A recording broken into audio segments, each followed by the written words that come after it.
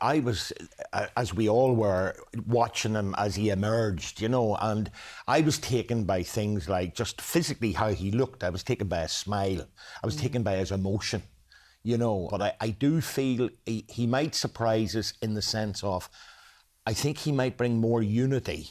I think, you know, Francis, whom I loved, I think at times it became a source of division, not because he wanted to, but things got quite polarised. And, you know, even this morning, you know, people are saying, you know, President Trump's happy and so on, you know, and my thing is, well, stay tuned, you know. Not be happy too They go long. back 3 tweets and mightn't be so happy after a couple of Give weeks. that to the end of the summer, you know, and we'll see how happy he is, you know. So I wouldn't get very worried about stuff like that, but I do think that there's something exciting about this guy. Some of you know me well enough. I was planning, I thought I'd be coming in to express doubt and reservation and pick holes in it and so on, which is sort of, it's almost my nature to do that. And that would be my standpoint, that I'd be quite critical. Now, I hope I'm critical in love of the church, but it'd be quite critical. But this is wrong-footed me. Like I'm even the fact that he has criticised a couple of months ago that he criticised J.D. Vance, the Vice President, on social media. Yes. He's not afraid. He's not afraid. No, I think he has that courage. He has courage, as certainly as a positive, yeah, as a positive thing. Yeah.